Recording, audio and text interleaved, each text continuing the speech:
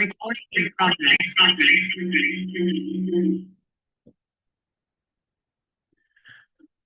أعوذ بالله من الشيطان الرجيم بسم الله الرحمن الرحيم اللهم لك الحمد حمدا كثيرا طيبا مباركا فيه اللهم صل على محمد وعلى آل محمد كما صليت على إبراهيم وعلى آل إبراهيم إنك حميد مجيد وبارك على محمد وعلى آل محمد كما باركت على إبراهيم وعلى آل إبراهيم إنك حميد مجيد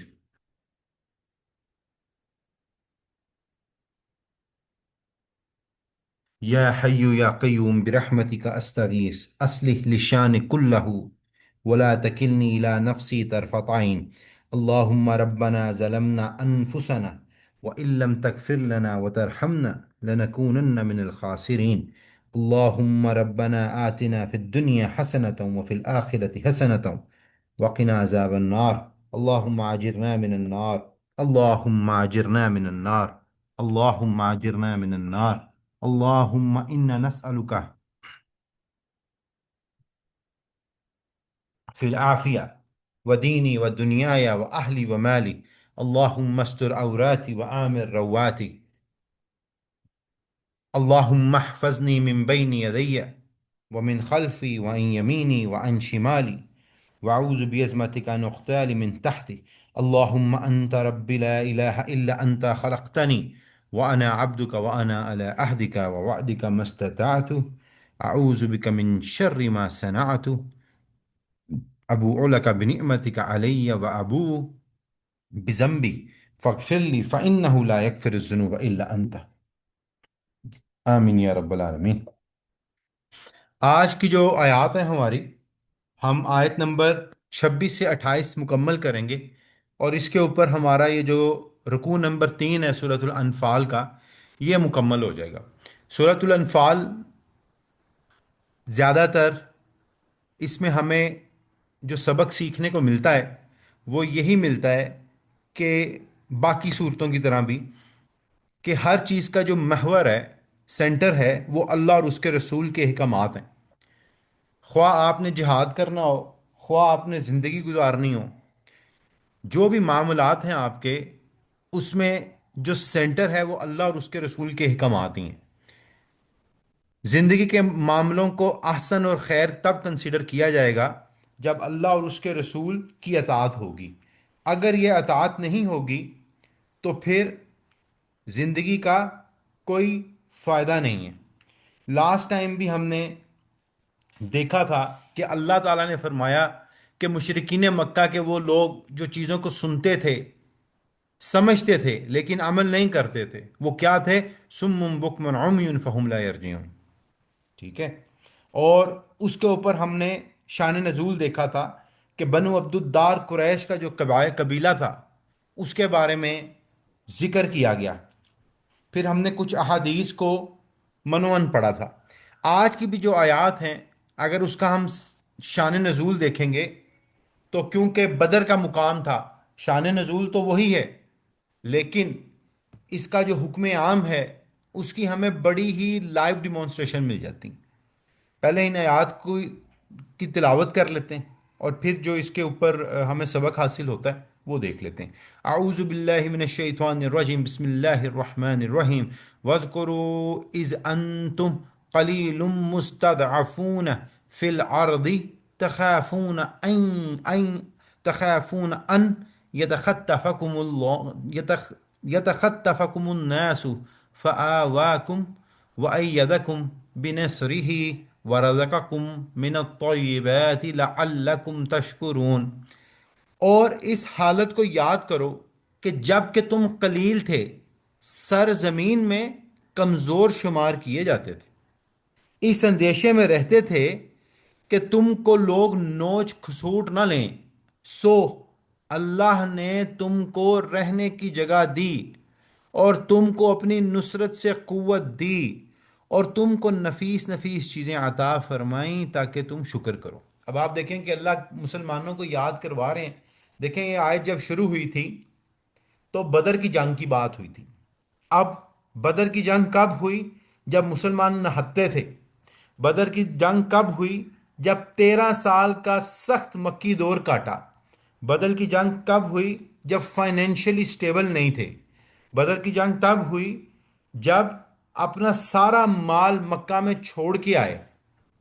بدر کی جنگ کب ہوئی؟ جب تعداد میں بھی کم تھے، خوف سے بھرے ہوئے تھے، مکہ میں دبوچے جاتے تھے، بار بار یہی خوف کھایا جاتا تھا کہ کوئی ہمیں قتل نہ کر دے، بار بار یہی ڈر رہتا تھا کہ چیزیں مشکل سے مشکل کیوں نہ ہوتی جائیں۔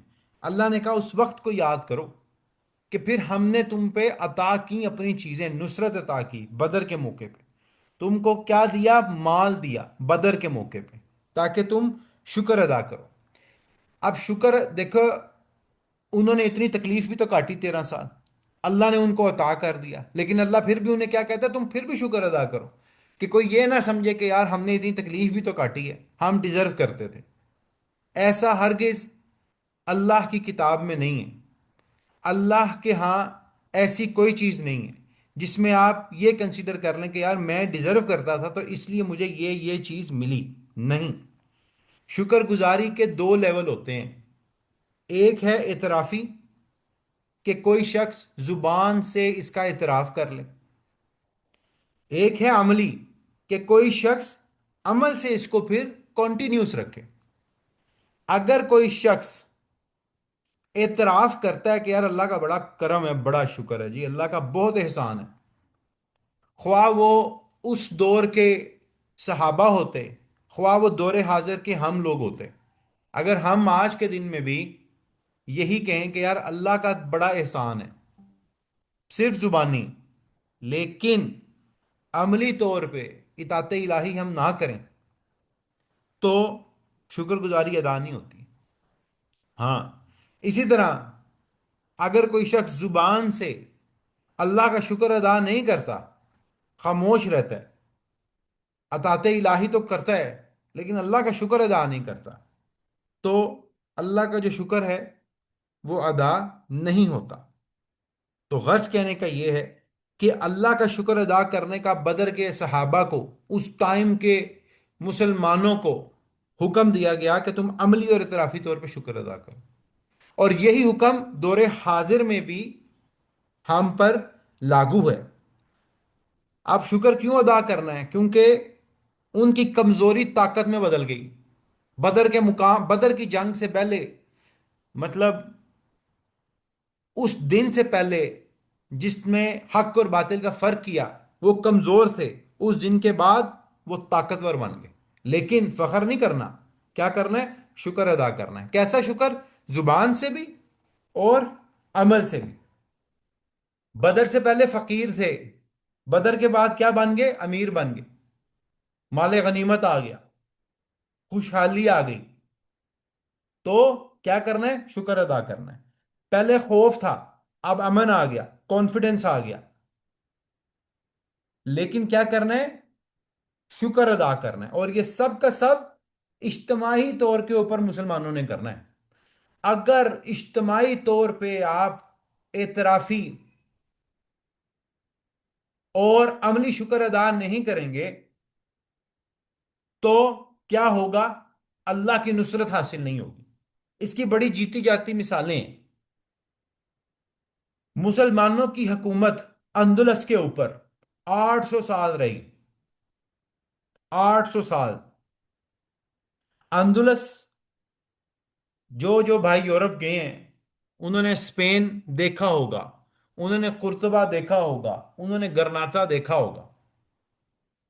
اندلس وہ علاقہ تھا جو کہ دور حاضر کا اسپین اور پرتگال کہا جاتا ہے، اور اس کو فتح کرنے والے طارق بن زیاد رحمت اللہ علیہ تھے، جن کی بہت ایک مشہور سٹیٹمنٹ ہے، برن دا بوٹس۔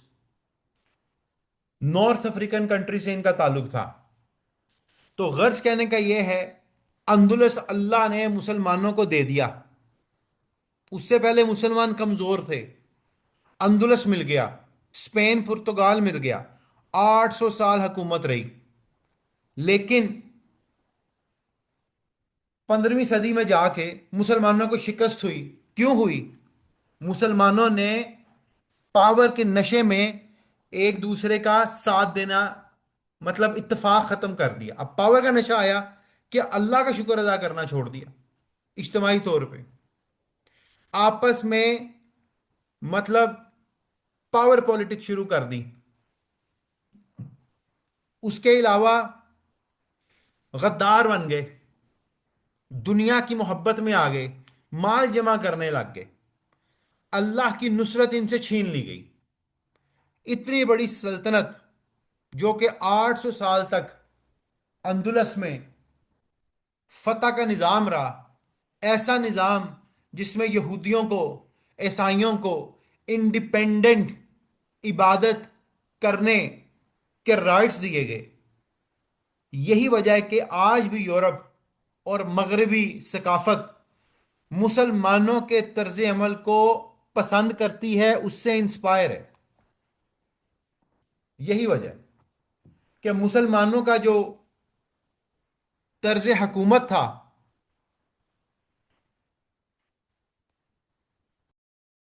وہ بہت بہتر تھا. اسی لیے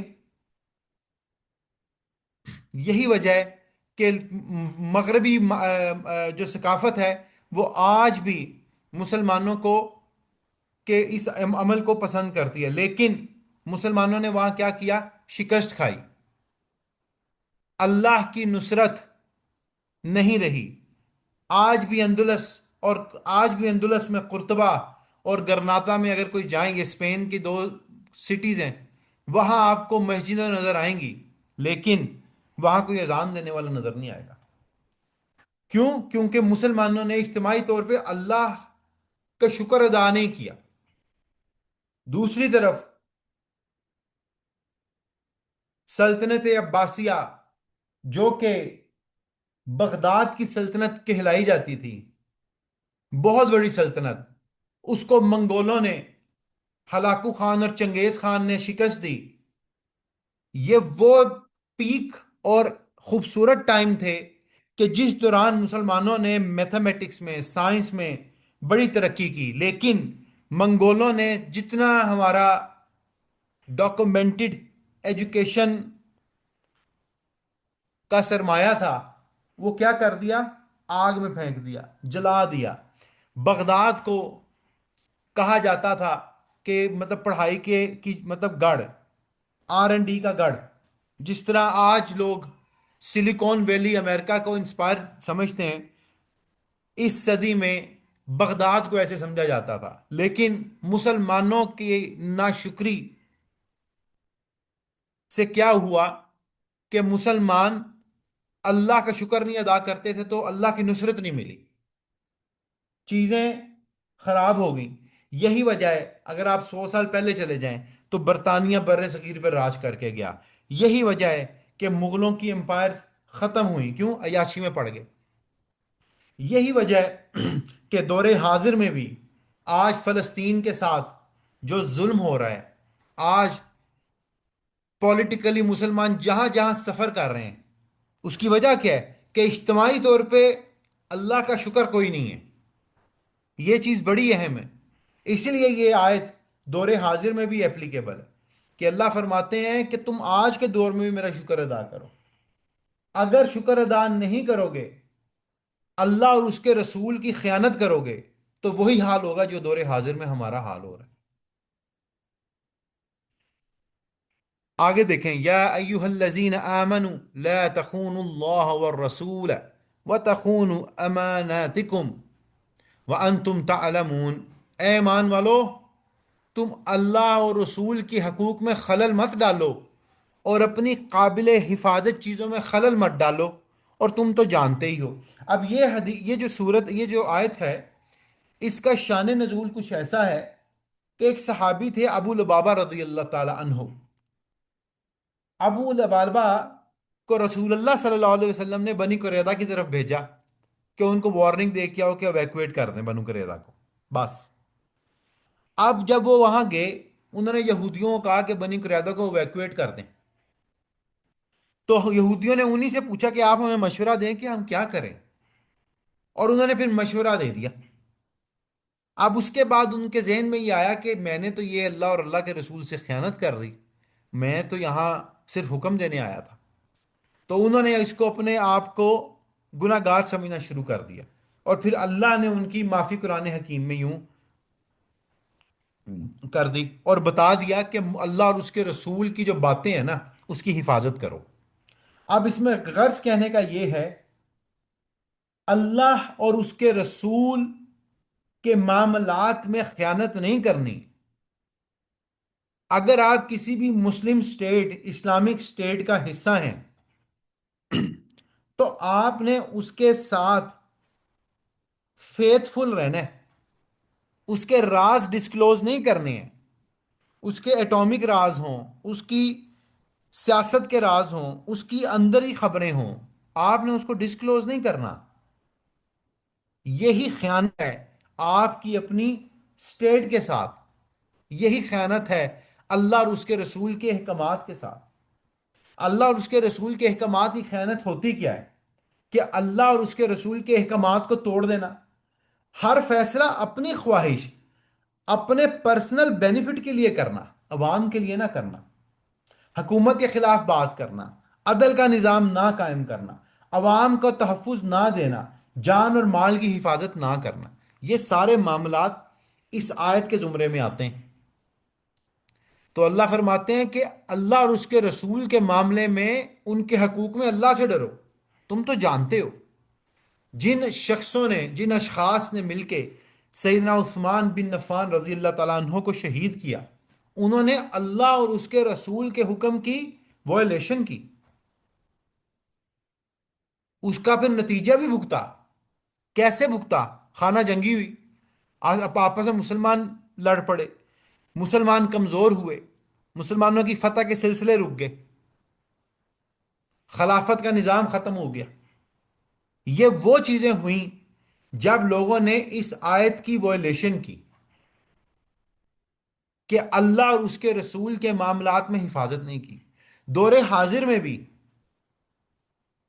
آج جو میڈیا پہ بیٹھ کے لوگ کو بڑی ذرائع کے مطابق بڑی بڑی کانفیڈینشیل خبریں جو کہ سٹیٹ کے اگینسٹ ہوتی ہیں، مسلمان سٹیٹس کے، بتا دیتے ہیں، یہ نہیں کرنا چاہیے، یہ غلط ہے۔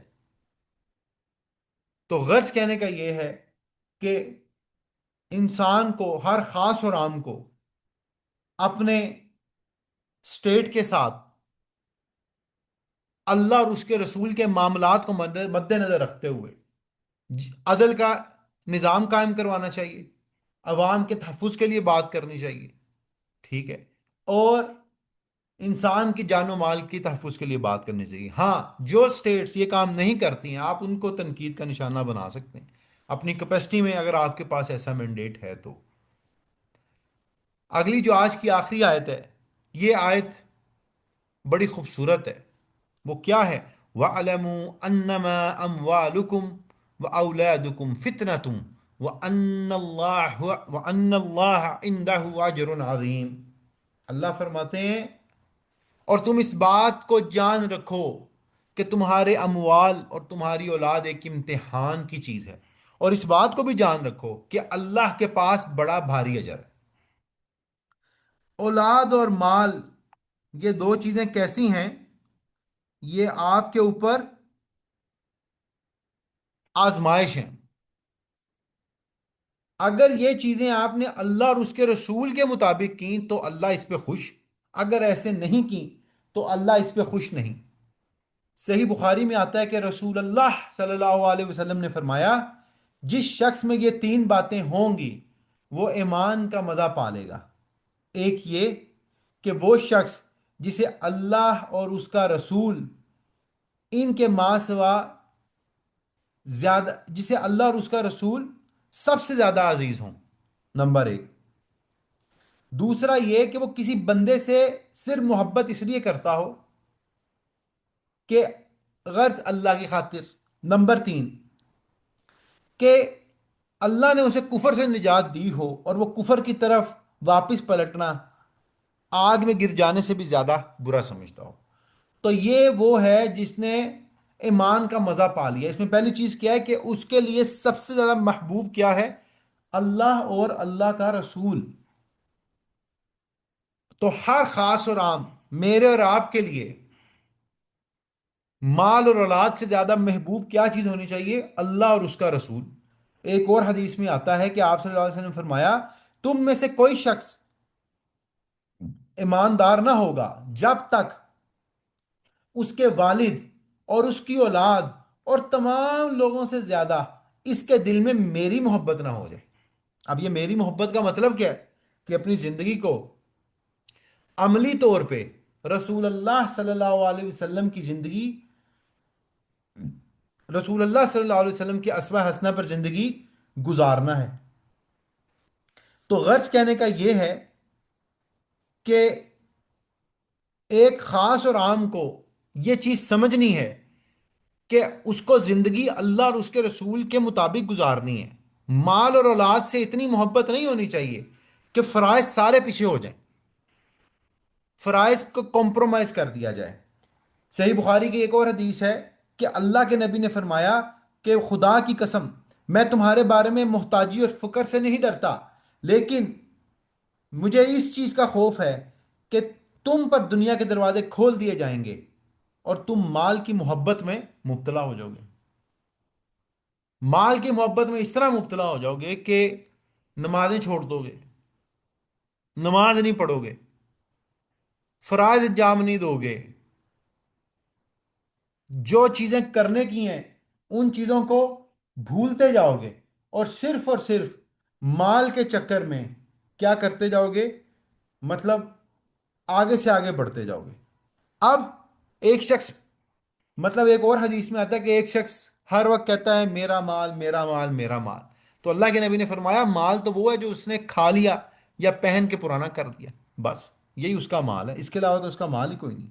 ایک اور حدیث میں آتا ہے کہ رسول اللہ صلی اللہ علیہ وسلم نے فرمایا، غنا مال و اسباب کی کثرت سے نہیں بلکہ حقیقی غنا دل کی بے نیازی سے ہوتا ہے۔ ایک شخص ہے، اس کے پاس بڑا مال ہے، لیکن اس کے ارد گرد لوگ سفر کرتے ہیں، غنی نہیں ہے، کنجوس ہے، بخیل ہے،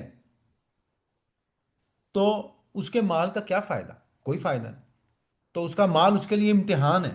ایک اور حدیث میں آتا ہے کہ انسان کے گناہ گار ہونے کے لیے یہی عمل کافی ہے کہ جن کے رزق وہ اخراجات کا یہ ذمہ دار ہو انہیں ضائع کر دے۔ اب اس کا کیا مطلب ہے؟ یہ اولاد کے اوپر آگی بات۔ اللہ کے نبی نے فرمایا کہ ایک انسان کا گناہ گار ہونا یہی کافی ہے کہ جن کے لیے وہ ذمہ دار ہے نا، جن کے رزق اور اخراجات کا، وہ انہیں ضائع کر دے۔ ضائع کرنے سے کیا مراد ہے؟ اس کے بچے دین کی طرف ہی نہ ہوں، اسے قرآن ہی نہ آتا ہو، اس کے بچے نماز ہی نہ پڑھتے ہوں، اس کے بچے قرآن کو سمجھتے ہی نہ ہوں، دین سے دور ہوں، بے شک وہ پھر جتنا مرضی مال کمائے، تو اس کے لیے یہی گناہ گار ہونا کافی ہے کہ اس نے اپنے بچوں کو یہ چیزیں ہی نہیں سکھائیں۔ اولاد دین سے غافل ہے، اولاد یو ہے، ماڈرن ہے، دین کی طرف توجہ نہیں ہے، دنیا کی تعلیم کے اوپر مطلب بے تحاشا توجہ ہے، ان کی کپڑے جوتے کھانا کھیلنا سب چیز کی پوری فکر ہے، دین کی فکر نہیں ہے۔ تو اللہ کے نبی نے فرمایا، یہ صحیح حدیث ہے ابو داؤد کی، کہ اس شخص کے لیے گناہ گار ہونا یہی کافی ہے کہ اس کا جو بچہ ہے نا وہ اس نے ضائع کر دیا، وہ دین کے اوپر نہیں چلا۔ چھوٹے بچے ہیں، 7 سال کے بچے، ہم سب گروپ ایسا گروپ ہے، ہمارے بچے 7 7 سال کے ہونے والے ہیں یا ہو چکے ہیں، ان کو ہم نماز کے لیے سختی نہیں کرتے کہ کوئی نہیں یار، سردی ہے، گرمی ہے، سو رہا ہے، جاگ رہا ہے، کوئی نہیں، خیر ہے، تھکا ہوا ہے، سختی نہیں کرتے، ہم اس کو ضائع کر رہے ہیں۔ آج کی سختی اس کی اس عادت کو پکا کر دے گی کہ وہ کبھی بھی کیا کرے گا؟ نماز نہیں چھوڑے گا، مطلب نماز وہ ہرگز جو سا ہے نہیں چھوڑے گا۔ تو اسی لیے یہ چیز ضروری ہے کہ انسان اپنے بچوں کی تربیت ایسی کرے، اب اس چیز کو مد نظر رکھتے ہوئے کہ جب انسان دنیا سے چلے جاتا ہے تو اس کی نیک اولاد ہی اس کے لیے صدقہ جاری ہے۔ اگر اس نے اپنی اولاد کو قرآن حدیث نماز سکھائی ہی نہیں، کوشش ہی نہیں کی، تو وہ کیسا صدقہ جاری ہے؟ وہ صدقہ جاریہ نہیں رہے گا، اس پہ وہ گناہ گار ہی رہے گا۔ آج کی آخری حدیث پر کنکلوڈ ہم کرتے ہیں کہ رسول اللہ صلی اللہ علیہ وسلم نے فرمایا وہ انسان کامیاب، وہ بامراد ہو گیا جو مسلمان ہو گیا اور اسے گزر بسر کے بقدر روزی ملی، اور اللہ نے اسے جو دیا اس پر قناعت کی توفیق بخشی۔ مطلب جو اللہ نے اس کو دیا وہ اس پہ خوش ہو گیا، اور وہ اطاعت الہی پہ لگا رہا، اس کی مال، اس کی اولاد، اس کے سارے معاملات غرض صرف اللہ ہی سے جڑے رہے۔ اللہ مجھے اور آپ کو اس چیز کی سمجھ عطا کرے کہ مال اور اولاد امتحان کی چیزیں ہیں، یہ کوئی فخر کرنے والی چیزیں نہیں ہیں۔ کسی کے بیٹے زیادہ ہیں لیکن ہیں ساری نامراد، تو یہ کوئی فخر والی چیز نہیں ہے، ٹھیک ہے؟ کسی کے پاس مال زیادہ ہے لیکن وہ بندہ بخیل ہے، بے شک اس نے حلال کمایا ہے۔ کسی کے پاس مال زیادہ ہے لیکن اس نے حلال حرام کی تفریق ہی نہیں کی، تو وہ بھی خراب ہے۔ کسی کے پاس مال زیادہ ہے تو اس کا حساب بھی زیادہ ہے۔ تو غرض کہنے کا یہ ہے، اللہ مجھے اور آپ کو اس کے سمجھنے کی، اس پر عمل کرنے کی توفیق دے۔ اللہ ہماری اولادوں کو نیک بنائے۔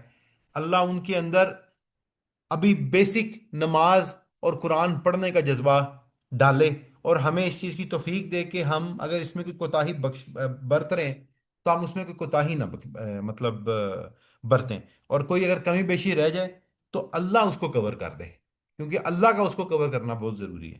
سبحانک اللہم و بحمدک، اشہد اللہ الہ الا انت، استغفرک و اتوب الیک۔